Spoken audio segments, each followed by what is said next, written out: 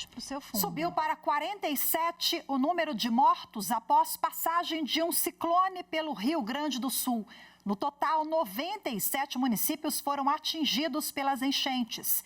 Mais de 25 mil pessoas estão desabrigadas e 46 continuam desaparecidas. A reportagem é de Evne Araújo. Segundo a Defesa Civil, quase 4.800 pessoas foram acolhidas em abrigos públicos e mais de 20 mil receberam acolhimento em residências de voluntários. 92 municípios tiveram estado de calamidade pública reconhecido pelo governo gaúcho. Com isso, eles ficam aptos a solicitar ao governo federal recursos para assistência à população. O Ministério Público Federal abriu inquérito para apurar as responsabilidades de órgãos públicos por medidas que poderiam amenizar e prevenir os danos causados pelas inundações. O MPF pediu informações para a Defesa Civil e para a Companhia Energética de Rio das Antas sobre o monitoramento do aumento do nível das águas em decorrência das chuvas. O objetivo é entender se a tragédia poderia ter sido evitada. A procuradora da República, Flávia Rigo Nóbrega, atua na unidade do Ministério Público Federal de Caxias do Sul e assina a portaria de instauração do inquérito.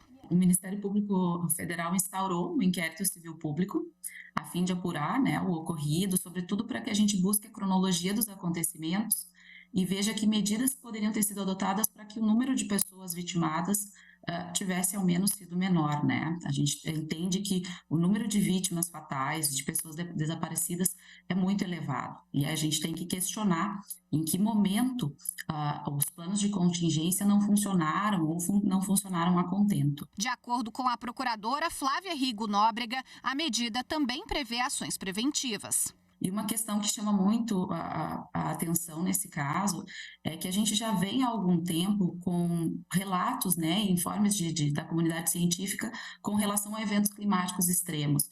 E são regiões que normalmente são castigadas já por inundações, mas que se sabe, que com a intensificação desse fenômeno El Niño vão ser ainda mais castigadas nos próximos anos. E é preciso que se adote medidas que sejam consistentes, que sejam estruturais, para que essas ocorrências não se repitam, pelo menos que em se repetindo não tenhamos um número de mortos e de desaparecidos tão elevado. O Tribunal de Justiça do Rio Grande do Sul anunciou o repasse imediato de R$5 milhões para auxiliar as vítimas. Os recursos fazem parte das iniciativas do projeto Judiciário Solidário do TJ Gaúcho. Outras medidas para arrecadação de fundos, alimentos e itens de higiene também estão sendo adotadas pelo tribunal, inclusive com a participação de outras instituições.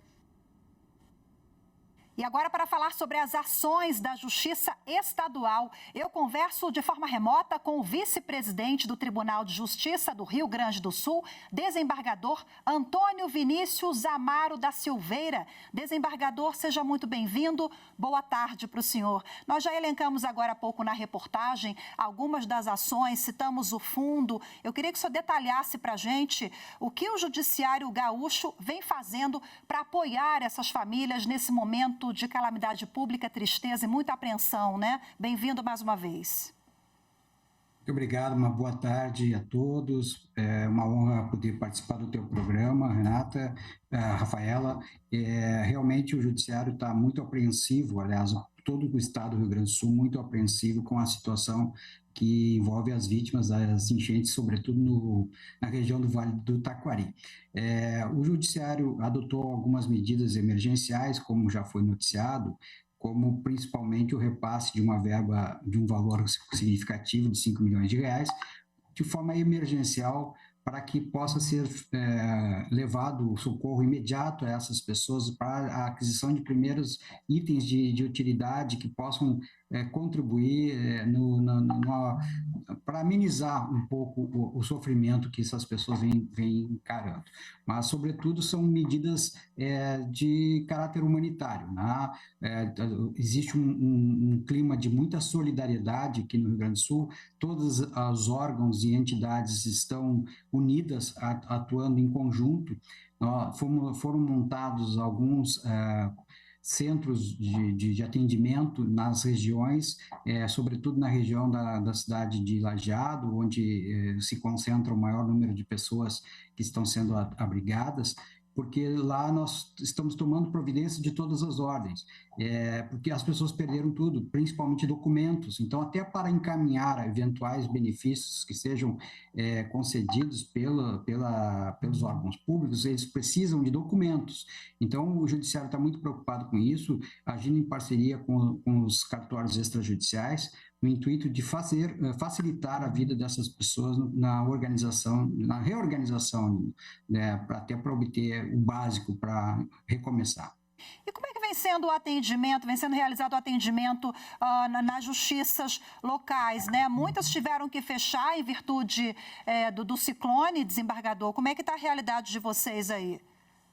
Nós tivemos que suspender os prazos processuais aqui, porque essas cidades mais afetadas, os fóruns foram também atingidos, né? Então, de fato, a nossa dificuldade também existe na parte operacional, mas o cuidado maior está sendo com os advogados, porque muitos advogados perderam seus escritórios, estão em situação de dificuldade e precisam retomar, né? E é importante salientar que o advogado ele não tem ações tramitando apenas naquela comarca que foi atingida.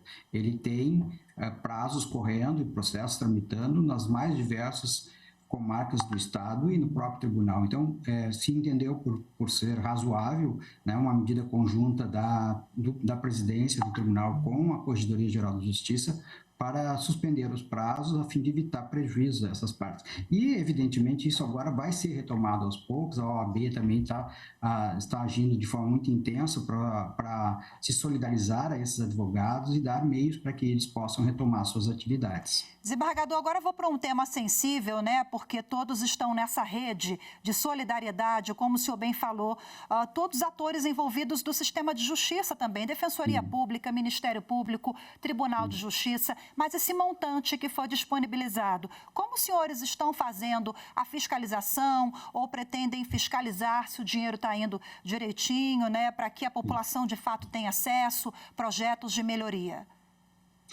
Essa questão dos valores repassados são duas fontes, né? A primeira fonte, que é dos 5 milhões de reais que foram inicialmente repassados pela administração do Poder Judiciário, é uma linha de ação que já existe aqui no Rio Grande do Sul, que está inserida no projeto que nós chamamos de Judiciário Solidário, tá? Que é um objetivo estratégico do Poder Judiciário que justamente visa a responsabilidade social, né, do Judiciário perante o seu cidadão.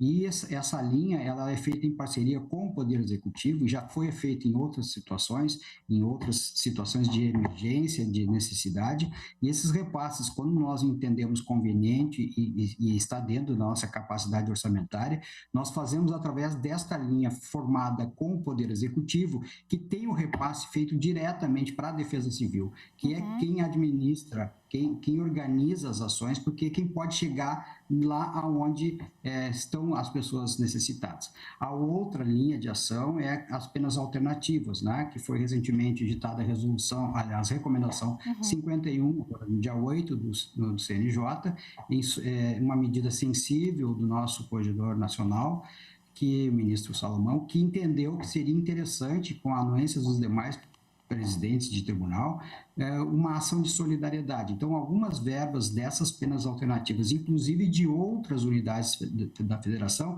estão sendo repassadas para a conta da Corregedoria Geral da Justiça do Rio Grande do Sul, para que essas verbas possam também ser encaminhadas para esta mesma finalidade. E esta verba, ela tem aqui um grupo de monitoramento e fiscalização, que a gente chama de EMF, que já é responsável pela fiscalização de todas as verbas de penas alternativas aqui no Estado. E este grupo ele é coordenado pela Corregedoria Geral da Justiça. Perfeito. Muito obrigada, viu, pelos esclarecimentos. Parabéns pela iniciativa de vocês. Eu desejo que o Estado, a população de todos esses municípios, né, esse povo que está sofrendo tanto do Rio Grande do Sul, que brevemente essas famílias consigam se restabelecer. Desembargador, muito grata, viu? Conversei aqui ao vivo com o vice-presidente do Tribunal de Justiça do Rio Grande do Sul, desembargador Antônio Vinícius Amaro da Silveira. Bom trabalho para os senhores aí. Uma boa tarde, desembargador. Muito obrigado. Muito obrigado. Uma boa tarde para vocês também. Ficamos aqui à disposição.